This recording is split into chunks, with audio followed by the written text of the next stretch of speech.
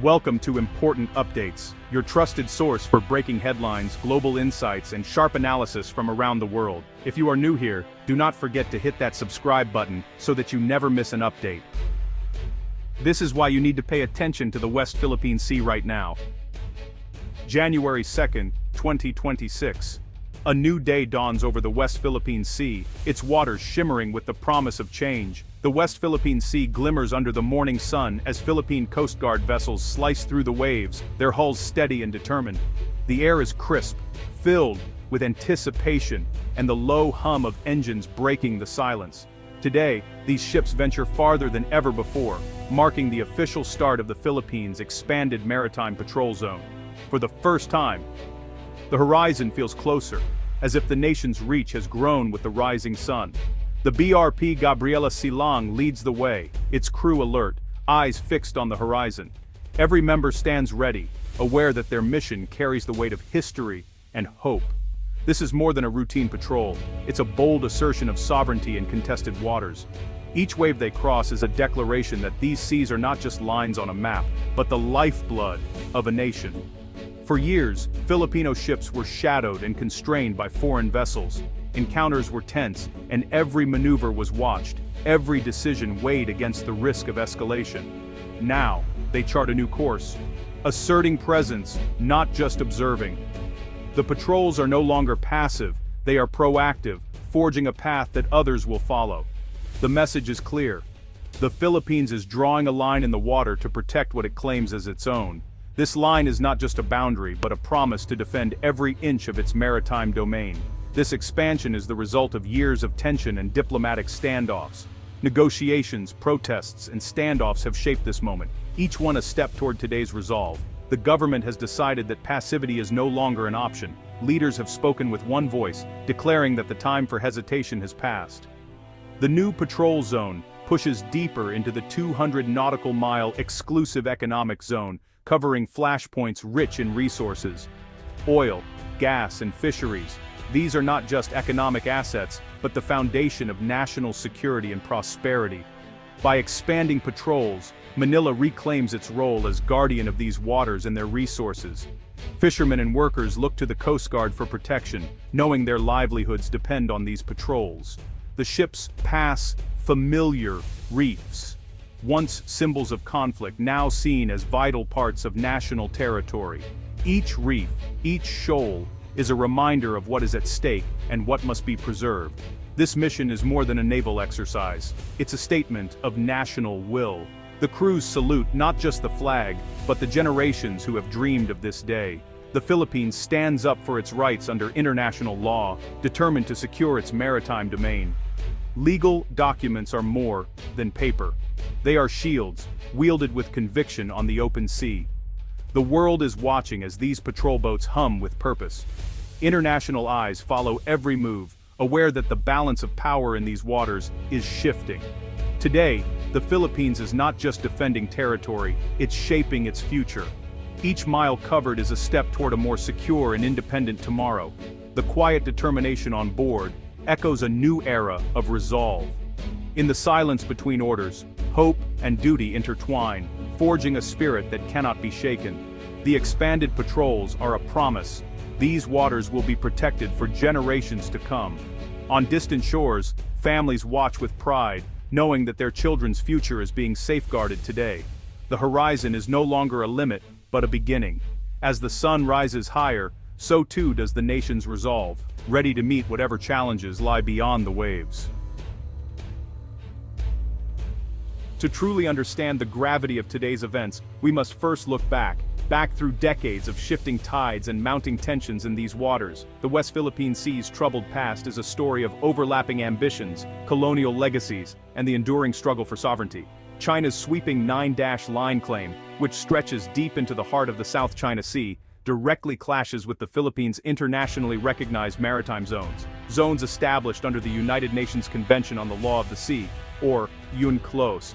In 2016, after years of legal battle, the Philippines won a landmark victory at The Hague.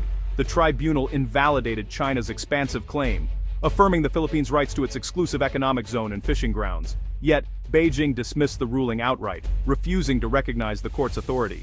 This fueled a persistent deadlock. International law on one side, raw power and military might on the other. Filipino fishermen who have relied on these waters for generations have faced harassment and intimidation, often risking their safety just to make a living.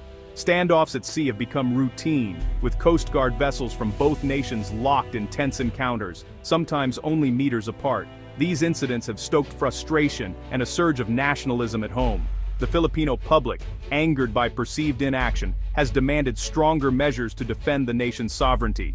In response, Manila has expanded its patrol zone, sending a clear message that it will not back down. This move is a direct answer to years of unresolved conflict and mounting public outcry.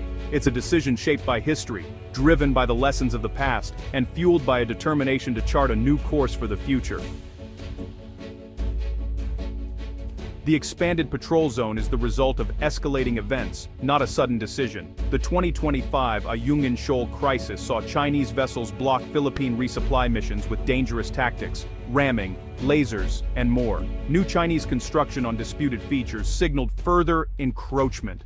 Domestic pressure soared, protests, media coverage, and a united political front demanded action.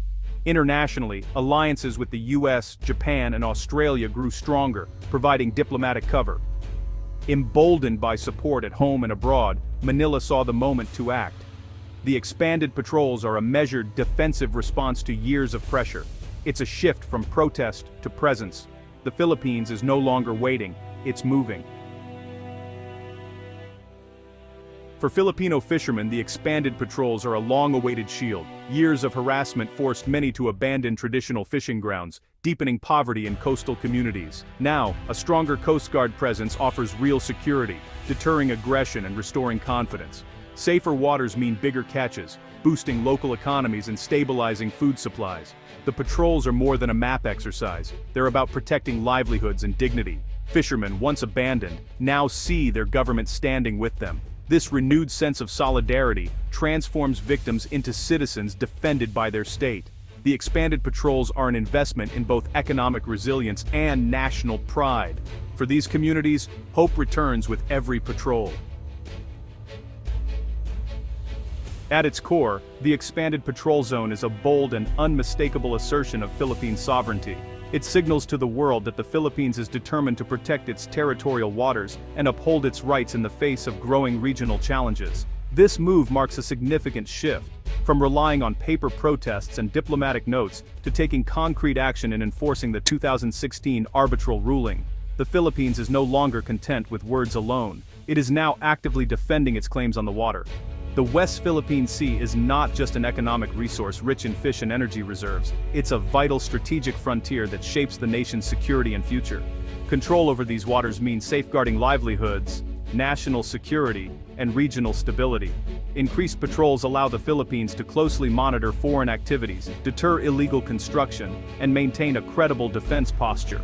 These efforts help prevent encroachments and assert the country's presence where it matters most. This policy not only strengthens maritime security but also reinforces the Philippines' identity as a proud maritime nation, deeply committed to protecting its seas and the people who depend on them. It's a powerful declaration. The nation will not stand by as its maritime heritage and sovereign rights are eroded. The people's resolve is mirrored by the government's actions at sea.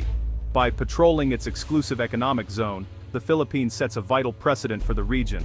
That law, not force, should define the status quo. This approach upholds international norms and encourages peaceful resolution of disputes.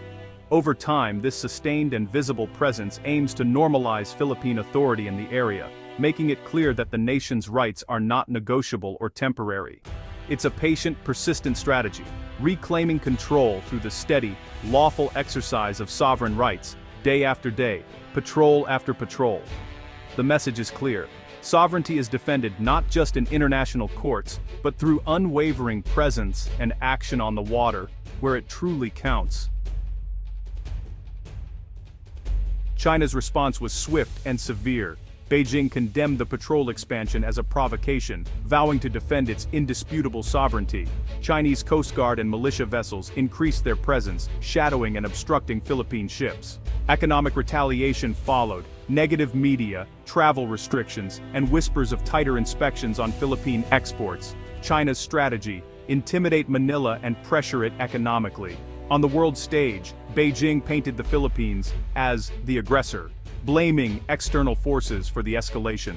The goal: isolate Manila and deter others from following its example. The standoff is now as much about narrative as it is about territory. The Philippines' move has sent shockwaves through Southeast Asia. Vietnam, Malaysia, and Brunei watch closely. Could Manila's stand become their blueprint? ASEAN faces a test. Will it unite or fragment further under pressure? Major powers like the US, Japan, and Australia have voiced support, counterbalancing China's influence. But with more ships in close quarters, the risk of miscalculation rises. The West Philippine Sea is now a flashpoint with global implications for trade and security. The stakes have never been higher for the region. Manila's assertion has turned a local dispute into a global concern. Diplomacy is now as critical as patrols at sea. Manila strengthens its alliance with the US, deepening intelligence sharing and contingency planning. It builds a coalition with Japan, Australia, and Europe, amplifying pressure on China. Despite assertiveness, Manila keeps communication open with Beijing, insisting its actions are defensive. The goal: combined deterrence with dialogue, seeking a peaceful resolution without abandoning principles. The ultimate prize remains a binding code of conduct in the South China Sea. Manila's impatience with stalled talks may push ASEAN toward a stronger, law-based code. Diplomats work tirelessly to keep tensions from boiling over.